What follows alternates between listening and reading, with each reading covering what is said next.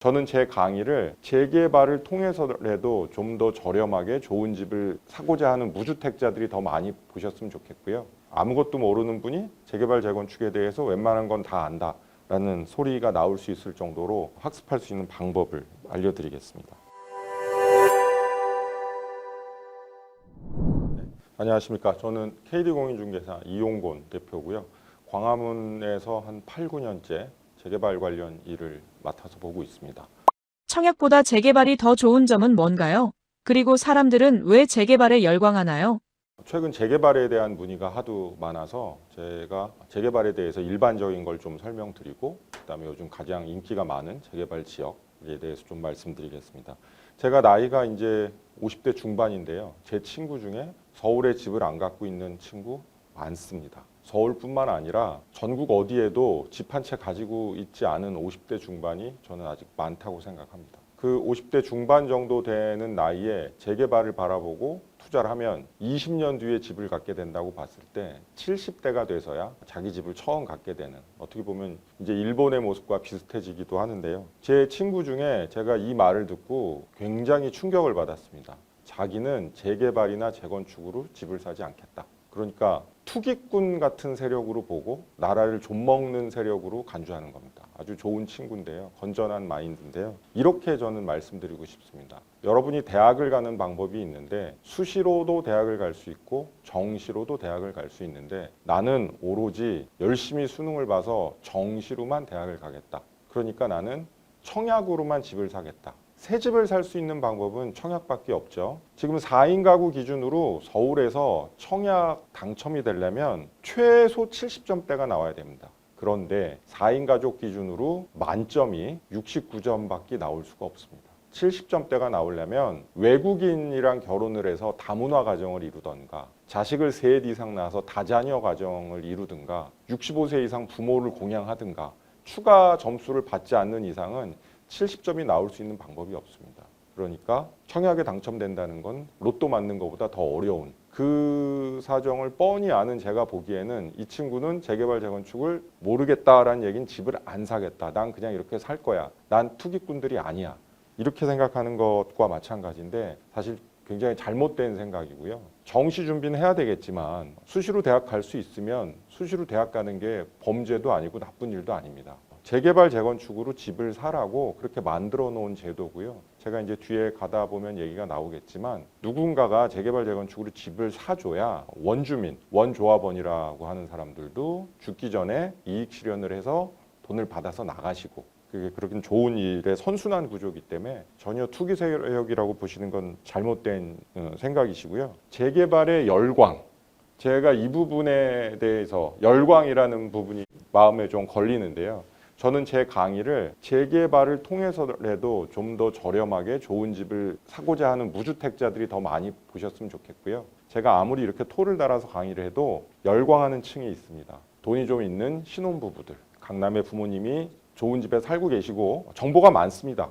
강남 부자들은 정보가 많습니다. 그런 분들은 제 강의 이상을 이미 알고 있거나 제 강의도 되게 찾아서 듣거나, 제가 이렇게 집중적인 강의를 100여 차례 이상 하면서 오늘 되게 간결하게 압축해서 아무것도 모르는 분이 재개발 재건축에 대해서 웬만한 건 다 안다라는 소리가 나올 수 있을 정도로 학습할 수 있는 방법을 알려드리겠습니다. 서울에 신축 공급 살 수 있는 방법은 청약과 조합원 딱지를 구매하는 방법 두 가지밖에 없습니다.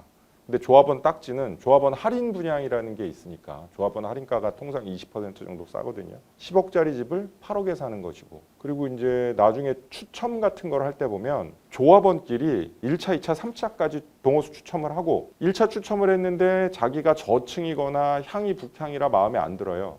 그럼 2차 추첨에 조합원은 또 들어갑니다. 그래서 좋은 거 다 골라가고 남는 것들이 일반 분양으로 판매가 됩니다. 그러면 바꿔 말하면 청약이라는 건 어떤 제도냐면 조합원들이 다 좋은 걸 취사 선택하고 남은 찌끄러기를 내가 더 비싼 금액에 사는 거예요. 그게 싫으니까 재개발 재건축 건물 좀 알아서 이게 안전하고 싸다면 더 좋은 신상을 더 싼 가격에 살 수 있는 방법입니다. 그러면 당연히 청약에 공을 들이는 것보다는 재개발 재건축으로 내가 사고 싶은 걸 프리미엄을 까짓 거 주고 사는 게 투기꾼이 아니라 더 건전한 소비를 하는 것입니다. 제 친구들 중에 이제 뭐 외제 차량을 사는데 서울에서 안 사고 원주를 간다거나 인천을 간다거나 하는 경우가 있어요. 전 처음에 이해하지 못했어요. 왜 차를 사러 인천을 가냐. 여기 도산대로에도 외제차 매장이 있는데 1,000만 원 정도 할인을 해준다는 거예요. 700만 원 정도 할인을 해준다는 거예요. 어차피 독일의 똑같은 공장에서 나온 수입차인데 왜 인천 가서 사면 할인을 해주는데 똑같은 품질의 차를 서울에서 더 비싼 금액에 사겠습니까? 하물며 주택은 동호수나 방향이 더 좋은 물건이 조합원 물건일 확률이 높은데 그 기회를 그냥 버린다? 그거는 잘못된 생각이라고 생각하고요. 여러분이 재개발, 재건축에 대해서 오해를 가지고 있는 건 다음의 단어들 때문입니다. 비리, 막장, 복마전, 청탁 뭐 이런 되게 혼탁한 이미지들이 많기 때문에 이건 무슨 투기 세력이 가지는 뭐 그런 것 같이 생각하시는데 제가 잠깐 지도를 하나 보여드릴게요. 이게 청량리 일대의 정비사업 현장인데요. 청량리 땅이 이만하다고 봤을 때 지금 회색으로 칠해진 곳이 재건축이나 재개발이나 이런 정비구역으로 지정된 곳의 현황입니다. 여기에 나오는 매물 중에 요거를 빼고 나머지 중에 내가 집을 사겠다? 확률적으로 굉장히 많이 떨어지겠죠. 그리고 요 들어가는 곳에 조합원 매물을 빼고 내게 청약으로 당첨돼서 막 경쟁률이 적은 건 70대 1, 많은 건 400대 1 그런 현장에서 자기가 물건을 사겠다? 쉽지 않은 일입니다. 왜 재개발에 열광하느냐? 제가 짧게 정리하자면 재개발이 아니면 서울에서 내 마음에 드는 신축 아파트를 살 확률이 많이 떨어지고 살 수 있다 하더라도 청약 점수 만점 나와야 되고 그리고 한 20% 정도 더 비싸게 사야 되고 그러니 프리미엄을 5% 10% 주더라도 재개발 재건축을 잘 알고 있으면 싸게 살 수 있는데 열광하지 않을 이유가 없습니다. 근데 항상 자산가나 부모님이 자산가라 그 DNA를 받은 자녀들은 열광하는데 건전한 청년들, 건전한 젊은이들은 다 재개발, 재건축 그거 부동산 투기꾼들이나 하는 거 아니야? 정부 정책에 역행하는 거 아니야? 이런 어리석은 생각을 가지고 대학을 가는 게 정시로 가는 게 더 공부를 잘하고 더 우수한 애들입니까? 수시로 간 사람들이 요령을 부려서 대학을 간 겁니까? 그렇지 않습니다. 재개발, 재건축 반드시 알고 넘어갔으면 좋겠습니다. 재개발과 재건축의 차이는 뭔가요?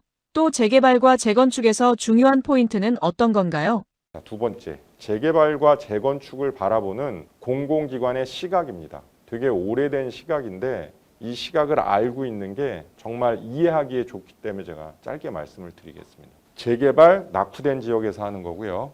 재건축도 낙후된 지역에서 하는 겁니다. 근데 제가 사족을 빼고 핵심적인 것만 좀 말씀드리면 재개발을 바라보는 공무원의 시각은 낙후된 곳에 원주민들이 사니까 따뜻한 시각으로 바라봐요. 아, 저분들이 개발 이익을 한번 가져서 좀 나이 드셨지만 마지막에 경제적 이익도 한번 챙기고 잘 돼서 지역도 발전하고 좋겠다. 이런 좀 따뜻한 시각입니다. 바꿔 말해서 재건축 앞엔 제가 강남 이렇게 두 글자를 붙일게요. 강남 재건축을 공무원이 바라보는 시각은 집값을 끌어올리는 괴물 같은 존재. 항상 재건축이 되면 주변 시세가 다 끌어올려진다. 신축이니까 더 비싸게 판 자연스러움인데 거기에 약간 누명이 씌워진 거죠. 강남 재건축이 집값 상승의 주요 범인이다. 그래서 재건축을 바라보는 공무원들이나 사회의 시각은 있는 사람들이 자기들끼리 돈을 모아서 더 새 집을 짓고 살고 그러면서 집값이 더 오른다. 약간 이런 시각이 냉소적인 시각이 조금은 있습니다. 그래서 재개발이 재건축보다는 조금 더 따뜻한 시각이다. 이렇게 보시면 되고요. 그다음에 가장 큰 차이는 재개발은 주변이 낙후된 경우가 많고요. 재건축은 주변은 되게 좋아요. 근데 그 집만 낡은 거예요. 대치동 음마 아파트, 미도 아파트 이런 걸 생각하시면 대치동의 그 학원가나 모든 인프라나 수요를 다 유지할 수 있는, 누릴 수 있는데 그 집만 낡은 거. 이런 식으로 보시면 좋고요. 최근에 이제 투기과열지구로 지정이 됐는데 이게 원래 있던 건데 이거는 꼭 알고 가셔야 됩니다. 투기과열지구로 지정되면서 오늘 배워 가셔야 될 얘기 중에 이제 물딱지라는 얘기, 조합원 지위 승계라는 얘기가 있는데 재개발은 언제부터 조합원 지위 승계가 안 되고 매매가 금지되는지 그다음에 재건축은 언제부터 금지되는지를 놓고 보면 재개발은 관리처분 인가입니다. 관리처분 인가. 재건축은 조합입니다. 조합 설립. 여기서 잠깐 짚고 넘어갈 건데요. 이 두 개만 꼭 알고 가셨으면 좋겠는데 두 개의 기둥이 있다고 볼게요. 두 개의 기둥이 재개발 또는 재건축이 시작해서 끝날 때까지 여러분이 꼭 아셨으면 하는 게 정비구역 지정이에요. 정비구역. 그다음에 관리처분 인가입니다.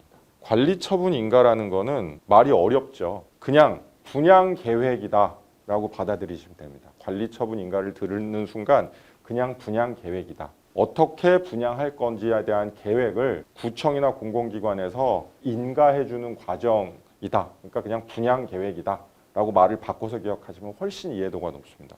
관리처분 인가는 분양 계획이고 정비구역 지정은 여기서 재개발 또는 재건축을 해도 되는 구역이야 라고 그 구역을 지정해 주는 거죠. 그러니까 이게 시작일 것이고 관리처분 인가가 거의 완성도 80%, 90%. 이 관리처분 인가 받으면 그 계획대로만 쭉 해서 짓고 입주하고 분양되면 끝나는 거니까 거의 시작과 끝, 알파와 오메가 이렇게 생각하시면 되고요. 관리처분 인가 잘 분양 계획이다 이렇게 잘 매핑하시면 됩니다. 그러면 재개발이나 재건축은 정비구역 지정으로 시작하죠. 관리처분 인가로 끝난다고 치고 그럼 조합이 어디 들어갈까요? 조합은 여기쯤 들어가겠죠. 중간에. 이 중간에 있을 수밖에 없습니다. 조합. 자, 근데 투자하시는 사람들 입장에서 정비구역 지정도 되기 전에 이때 투자를 해요. 위험할까요? 위험하지 않을까요? 위험하기도 하고 안 될 수도 있죠. 정비구역 지정조차. 정비구역 지정되고 나서 실제 입주하는 데까지 정말 우리나라 재건축 역사를 다 통틀어서 재개발 역사를 가장 빨리 끝난 게 7년이랍니다.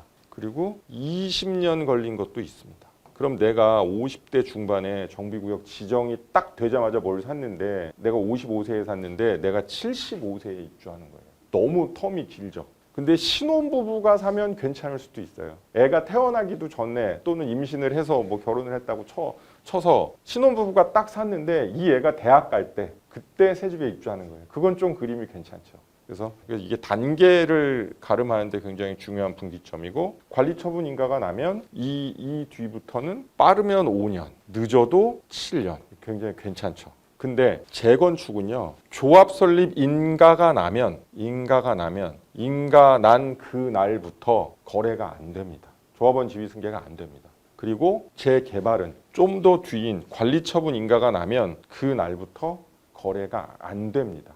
그냥 이거는 기본론이고요. 실제로는 거래가 됩니다. 왜 거래가 되냐?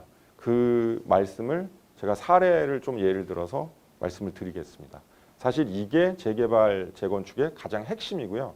되게 자연스럽다고 보시면 돼요. 예를 들면 재개발 구역에 한 83세 정도 난 할머니가 살고 계시는데요. 그 사람 환갑될 때쯤 막 정비구역 지정되고 얘기가 나왔어요. 그래서 막 쭉 정리가 돼가지고 이제 관리처분 인가도 나왔어. 근데 이 할머니가 간암 말기래요. 간암 4기. 6개월을 넘기지 않고 돌아가신대요. 근데 정비구역으로 지정되면 사유재산권을 좀 이렇게 좀 제한할 수 있거든요. 그 도정법에 의해서 관리처분 인가가 낮기 때문에 그 할머니는 그 물건을 팔 수 없습니다. 입주하고 실거주 기간 지킨 다음에 그 다음에 팔아야 돼요. 근데 이분이 사실은 실제 사건인데 크리티컬하게 좀 설정을 해볼게요. 물려받을 자식도 없어. 내 재산을. 83세고 간암 4기야. 그럼 그분이 정부의 이 법률을 다 지키기 위해서 입주도 못하고 6개월 살다가 그냥 돌아가시면 그게 법을 준법한 거니까 그게 맞다라고 할 수 있겠습니까? 좀 잘못된 이야기죠. 그런 분은 이거를 딱지 형태로, 조합원 딱지 형태로 팔아서 한 6개월 인생이 남았다고 치면 그 안에라도 그 돈을 쓰고 살아야 되지 않겠습니까? 그리고 뭐 아버지가 울산 현대 미포조선소가 일루 직장에 발령이 났어요. 그래서 온 가족을 다 데리고 글로 이사를 가야 돼요. 근데 너 여기 실거주 의무 지키느라고 가족이 생리별해가지고 처자식은 서울 살고 아버지는 울산 살고 주말부로 만나고 말이 안 되죠. 그런 사람 봐줘야 되겠죠. 그리고 뭐 외교관인데 세대원 전원이 해외로 이주를 해야 돼요. 그래서 실입주 못해요. 그런 사람 봐줘야 되겠죠. 결국은 그런 사정이 있는 사람들을 하나 봐주다가 보니까 대통령령으로 지정을 했습니다. 세대원 전원이 다른 시군구에 발령을 받으면 봐줘야 된다. 그러면 이제 한국의 약간 투기적인 세력이 머리를 굴립니다. 조그만 중소기업을 하는 내 친구가 있는데 나를 그 친구 직장에 취직한 것처럼 해가지고 다른 시군구에 발령을 낸 것처럼 해가지고 내가 조합원 딱지를 합법적으로 팔 수 있게 만들 수 있는 그런 사람도 있을 수 있잖아요. 실제 있었고 적발된 사례도 있었습니다. 이게 다 과거 얘기입니다. 요즘 그렇다는 게 아니라. 그래서 일정 규모 이상의 대기업이어야 되고 그럴 만한 상황이 정황적으로 보여야 돼요. 이 사람이 뭐 베트남, 캄보디아 가서 PC방 할 건데 세대원 전원이 2주 가요. 그럼 얘기를 들어보고 그게 너무 가라인 것 같으면 승인이 안 날 수도 있고 그게 진짜인 것 같으면 승인을 해줄 수도 있고 그렇게 돼야 되겠죠. 그 사람이 외교관이다. 그럼 그냥 서류만 봐도 아니 외교부에서 글로 발령 낸 건데 거기에 속일 게 뭐가 있겠습니까? 그래서 그런 심사 같은 걸 하게 되고요. 공인중개사를 통해서 계약을 하시면서 조합원 지위 승계 요 말을 꼭 아셔야 되는데요. 그냥 유튜브나 네이버에 조합원 지위 승계 물건 이런 식으로 치면 굉장히 많은 정보들이 쏟아져 나오고요. 제 강의를 들은 다음엔 그게 읽히기 시작할 겁니다. 그래서 조합원 지위 승계가 나는 물건인지 아닌지는 여러분이 상식으로 듣고 판단하시면 충분히 구별해내실 수 있습니다. 전혀 전문적일 필요가 없어요. 정말 그럴 수밖에 없겠구나라고 이해가 가면 다 대통령 특별령에 들어가 있고 그 다음에 맨 마지막에 승계 물건의 진실인데요. 10년 보유, 5년 이상 실거주 한 조합원이 1주택자예요. 1주택자. 이거 하나 갖고 있어요. 그 사람이 난 좀 나이도 들었고 난 이제 이 동네에 내가 살던 정감이 있었을 때가 아니라 뭐 20층짜리 주상복합이 7개 동 들어온다는데 난 여기 싫어. 전혀 투기꾼도 아니에요. 그냥 선량한 분이에요. 선량한. 제가 그냥 원조합원이라고 부를게요. 선량한 원조합원이에요. 이분이 이걸 팔고 나가게 해줘야 돼요. 법으로 못 팔고 나가게 막아야 됩니까? 한쪽에선 아파트를 사고 싶어 하는 사람이 되게 많은데 또 이렇게 팔고 싶어 하는 사람이 있는데 실거주 의무 때문에 난 여기 주상복합 생기면 관리비도 부담스럽고 거기 막대한 이자도 부담스럽고 난 그냥 팔고 나갈래라는 투기 세력이 아닌 건전한 사람인데 공급자잖아요. 공급자. 팔고 나가는 거니까 주택시장의 공급자.